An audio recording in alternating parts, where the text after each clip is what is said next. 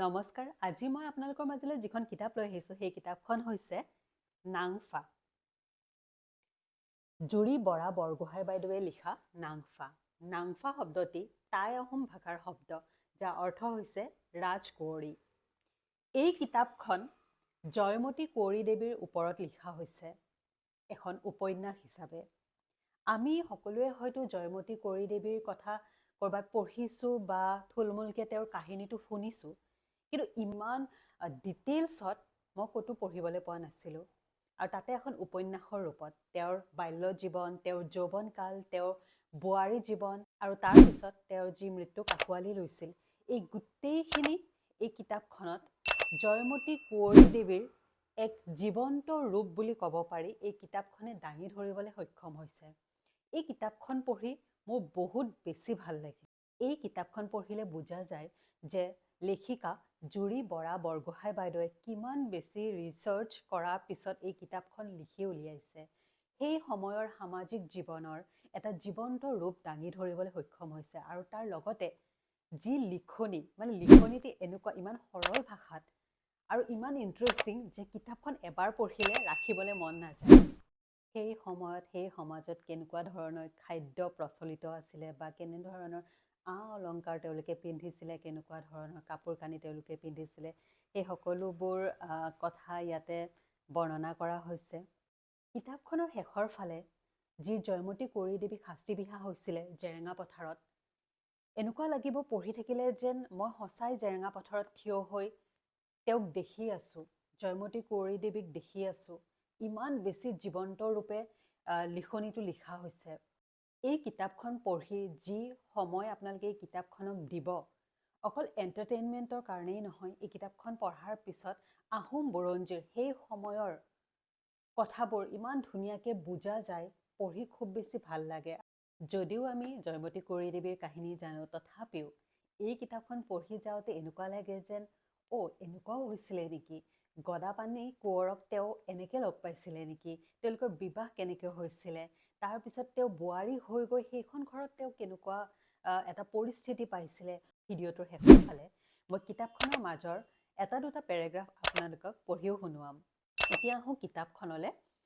কিতাপখনৰ ষ্টাৰ্টিং হৈছে জয়মতী কুঁৱৰী জন্ম ঘৰখনৰ পৰা। তেওঁৰ দেউতাক লাই থেপেনা শলাল গোহাঁই আছিলে আহোম ৰাজ্যৰ এজন ডাঙৰীয়া। তেওঁৰ ঘৰত তেওঁৰ মাক, তেওঁৰ মাহীমাক বহু কেইজনী আছিলে, লগতে সেই সূত্ৰে তেওঁলোকৰ বায়েক, ভনীয়েক, ভায়েক, দাদাক বহু কেইজন আছিলে আৰু সেই ঘৰখন ভৰি আছিলে। আৰু সেই পৰিৱেশৰ মাজত জয়মতী কুঁৱৰী আছিলে সকলোতকৈ ডাঙৰ জীয়ৰী, আৰু তেওঁ খুব বেছি মৰম পাইছিলে মাক, মাহীমাক, দেউতাক সকলোৰে পৰা খুব বেছি মৰম আদৰ পাই তেওঁ ডাঙৰ দীঘল হৈছিলে। আৰু তেওঁ নানা কাম কাজত পাকৈত হৈ উঠিছিলে। আৰু ইভেন যিহেতু তেওঁৰ দেউতাক এজন ডাঙৰীয়া আছিলে, তেওঁলোকৰ ঘৰত নানা ধৰণৰ মেল মিটিং চলিছিলে, আৰু সেই মেলবোৰত জয়মতী কুঁৱৰীয়ে মাজে মাজে বহিছিলে। তেওঁৰ ৰাজ্যৰ নানা ধৰণৰ বা বাতৰি লৈ ভাল পাইছিলে। তেওঁ যেতিয়া যৌৱনকালত ভৰি দিছিলে, তেওঁৰ বিবাহ হৈছিলে গদাপাণি কোঁৱৰৰ লগত। আহোম ৰাজ্যৰ ৰজাঘৰীয়া 5টা ফৈদ আছিলে, আৰু তাৰে এটা ফৈদ হৈছিলে তুংখুঙীয়া ফৈদ। সেই ফৈদৰ গোবৰ কোঁৱৰৰ পুত্ৰ আছিলে গদাপাণি কোঁৱৰ। জয়মতী কুঁৱৰী বিয়া হৈ যোৱাৰ পিছত নতুন ঘৰখনত তেওঁ নিজকে খুব ধুনীয়াকৈ ঢাল খুৱাই লৈছিলে। তেওঁৰ শাহু মা, শহুৰেক সকলোৱে, সেই ঘৰখনৰ সকলোৱে তেওঁক খুব মৰমেৰে আদৰি লৈছিলে, নিজৰ জীয়ৰী হিচাপে মৰম কৰিছিলে তেওঁৰ শাহুৱেকে তেওঁক। পৰৱৰ্তী সময়ত গদাপাণি কোঁৱৰ আৰু জয়মতী কুঁৱৰীৰ 2 পুত্ৰ লাই আৰু লেছাইত জন্ম হৈছিলে। খুব বেছি এক সুখৰ পৰিৱেশত তেওঁলোক আছিলে। কিন্তু লাহে লাহে কি হ'ল, আহোম ৰাজ্যত ফাট মেলিবলৈ আৰম্ভ হ'ল। ৰাজসিংহাসন পোৱাৰ লোভৰ বাবে বহু ধৰণৰ কূটনীতি আৰম্ভ হ'ল আহোম ৰাজ্যত। আৰু তেনেকুৱা বিশৃংখল পৰিস্থিতি হৈ থাকোঁতেই গদাপাণি কোঁৱৰৰ দেউতাক গোবৰ কোঁৱৰক হত্যা কৰা হ'ল। আৰু তাৰ পিছতেই ঘৰখনত, গদাপাণিৰ ঘৰখনত এটা অশান্তিৰ পৰিৱেশ আৰম্ভ হ'ল। তেওঁৰ মাকৰ স্বাস্থ্য অৱনতি ঘটিলে, আৰু লাহে লাহে গোটেই আহোম ৰাজ্যখনত এক বিশৃংখল পৰিৱেশে বিৰাজ কৰিবলৈ ধৰিলে। আগতে যি সুশাসন চলিছিলে আহোম ৰাজ্যত, এতিয়া তাৰ মুখেই নেদেখা হ'ল ৰাজ্যবাসীয়ে। তাৰপিছত আহিল ল'ৰা ৰজাৰ শাসন। যি সময়ত লালুখোলা বৰফুকনে ৰাজসিংহাসনৰ লোভত যিসকল ৰজা হ'বলগীয়া পাত্ৰ আছিলে তেওঁলোকৰ অংগশোধ কৰিবলৈ আৰম্ভ কৰিলে। আমি সকলোৱে হয়তো শুনিছোঁ সেই অধ্যায় আহোম ৰাজ্যৰ। আৰু সেই সূত্ৰে গদাপাণি কোঁৱৰ পলাই ফুৰিবলগীয়া হৈছিলে নিজক বচাবলৈ। আৰু গদাপাণি কোঁৱৰৰ সন্ধান বিচাৰি যেতিয়া ৰজাঘৰৰ মানুহ আহিছিলে জয়মতী কোঁৱৰীৰ ওচৰত, তেতিয়া তেওঁ গদাপাণি কোঁৱৰৰ সন্ধান দিবলৈ অমান্তি হওঁতে তেওঁক যি অত্যাচাৰ কৰিলে সেয়া হয়তো আমি সকলোৱে শুনিছোঁ বা জানিছোঁ। যি সময়ত তেওঁক শাস্তি দি থকা হৈছিলে তেওঁ এটাই সপোন দেখিছিলে যে এদিন গদাপাণি কোঁৱৰ ৰাজসিংহাসনত বহিব আৰু তেওঁ আগৰ যি সুশাসন আছিলে আহোম ৰাজ্যৰ সেয়া তেওঁ আকৌ ঘূৰাই আনিব। বৰ্তমান যি অৰাজকতা চলি আছিলে সেই সকলোবোৰৰ সমাপ্তি ঘটাব এদিন গদাপাণি কোঁৱৰে। সেই সপোন লৈয়ে তেওঁ এটা সময়ত মৃত্যুক আঁকোৱালি লৈছিলে। ৰাজ্যবাসীৰ কথা ভাবি তেওঁ মৃত্যুক আঁকোৱালি লৈছিলে। তেওঁৰ এই ত্যাগ আমি অসমবাসীয়ে কেতিয়াও পাহৰিব নোৱাৰোঁ।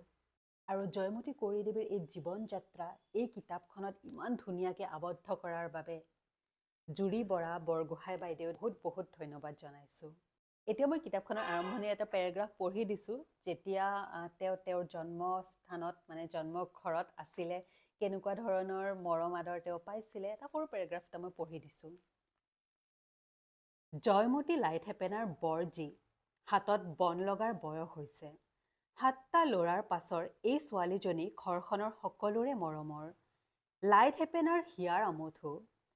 জয়মতীয়ে মাহী আইতাকহঁতৰ লগত ঘৰুৱা কামৰ লগতে তাতো শিকিছে। তায়েই নহয়, গাত গামোচা লোৱা 3জনী ভনীয়েক বিজয়মতী, জয়প্ৰভা, জয়কান্তিয়েও ঘৰুৱা কাম বনবোৰ শিকিছে। নিশিকিলেই নহয়, এনেয়ে অসমৰ জীয়ৰী। তাতে শলাল গোহাঁইৰ দৰে ডাঙৰীয়া বিষয়াৰ ঘৰৰ। কিন্তু জয়াই যিমান মনোযোগ দিছে বাকী কেইজনীৰ সিমান মন নাই কাম কাজবোৰত। আচলতে বয়সো কম হৈ আছে ছোৱালী কেইজনীৰ। সিহঁতৰ খেলা ধূলাতহে বেছি মন। এতিয়াও সুবিধা পালে দৌৰি ফুৰাৰ মন, ফটাকানি বান্ধি দৰা কইনা খেলাৰ মন, পদূলিত লগৰীয়াৰ লগত ধূপ খেলাৰ মন। জয়মতীৰ দৰে গহীন গম্ভীৰ নহয় সিহঁত কেইজনী। জয়মতীয়েহে মাহী আইতাকহঁতৰ লগত লাগি মনোযোগেৰে সকলোবোৰ শিকি গৈছে। চাওদাংসকলে যেতিয়া জয়মতী কোঁৱৰীক জেৰেঙা পথাৰলৈ নি এডাল কাঁইটীয়া গছত বান্ধি পেলাইছিলে তাৰে এটা পেৰাগ্ৰাফ মই পঢ়ি দিছোঁ। চাওদাঙে লগত অনা পঘাৰে মেটকৈ বান্ধি পেলালে জয়মতীৰ কোমলীয়া শৰীৰ। কোনোদিনে দুপৰৰ টান ৰ'দে চুই নোপোৱা, বৰষুণে চুই নোপোৱা পাতৰ হাত দীঘল চোলাৰে আৱৰি থকা জয়মতীৰ পিঠিত অজস্ৰ কুটকুৰা কাঁইটে লগে লগে বিন্ধি পেলালে। চিৰাচিৰ কৰি পেলালে জয়মতীৰ পিঠি। কাঁইটে বিন্ধা পিঠিৰ তেজে তিয়াই পেলালে পিঠিৰ চোলা কাপোৰ। অসহ্য শাৰীৰিক বেদনাত থৰফৰাই উঠিল জয়মতীৰ শৰীৰ। যন্ত্ৰণাত গগন ফালি চিঞৰিবৰ মন গ'ল জয়মতীৰ, পিছে নিচিঞৰিলে। মনৰ ভিতৰৰ পৰা অহা এক অজানা শক্তিয়ে বাধা দিলে জয়মতীক চিঞৰিবলে। মাথোত দাঁতে দাঁতে লগাই কেঁকাই উঠিল জয়মতী। জয়মতীৰ কেঁকনিৰ লগে লগে থৰফৰাই উঠিল গিদাগাথি হাজৰিকা। চাওদাঙে মাথো তলমূৰকৈ কৰি গ'ল কামবোৰ। এই কিতাপখন যদিও বা 2010 চনতেই প্ৰকাশ হৈছিলে, কিন্তু মই এই কিতাপখন বহুত দেৰিকৈহে পঢ়িবলৈ পালোঁ। মোৰ বা এজনীয়ে এই কিতাপখন মোক ৰিকমেণ্ড কৰিছিলে, পম্পী বাই। তেওঁক মই সুধিছিলোঁ যে এতিয়া কি কিতাপ পঢ়িব পৰা যায়, কাৰণ মই মাজতে খুব বেছি কিতাপ বিচাৰি আছিলোঁ যে ভাল কিতাপ তেনেকৈ পোৱা নাছিলোঁ। তেতিয়া তেওঁক মই সুধিছিলোঁ, তেওঁ খুব কিতাপ পঢ়ে আৰু বাই তেতিয়া মোক কৈছিলে তুমি নাংফাখন পঢ়িব পাৰা, বহুত ধুনীয়া কিতাপ। আৰু লিখনিটোৰ কথা তেওঁ বাৰে বাৰে কৈছিলে, ইমান ধুনীয়া লিখনি, পঢ়ি খুব বেছি ইণ্টাৰেষ্টিঙো হয় আৰু বহুত বেছি শিকিবলৈও পোৱা যায়। এই সময়তে ডিব্ৰুগড়ত বুক ফেয়াৰ চলি আছিলে আৰু মই বুক ফেয়াৰৰ পৰা এই কিতাপখন লৈ আহিলোঁ আৰু যি পঢ়া ষ্টাৰ্ট দিলোঁ, এবাৰ পঢ়াৰ পিছত মই এই কিতাপখন এৰিবই নোৱাৰিলোঁ। আৰু মই ভাবিলোঁ যিহেতু এই কিতাপখন ইমান ধুনীয়া কিতাপ, আপোনালোকেও যদি কোনোবাই পঢ়া নাই সেইকাৰণে মই ভাবিলোঁ ভিডিঅ' এটা কৰাই ভাল। কোনোবাই যদি কিতাপ বিচাৰি আছে কি কিতাপ পঢ়িব পৰা যায়, তেতিয়াহ'লে মই ভাবোঁ নাংফা এটা খুব ভাল চইচ হ'ব। আজিলৈ ইয়াতে সামৰিছোঁ। অন্য এটি ভিডিঅ'ত এখন নতুন কিতাপৰ সৈতে আকৌ আহিম, আকৌ আপোনালোকৰ লগত কথা পাতিম। ধন্যবাদ।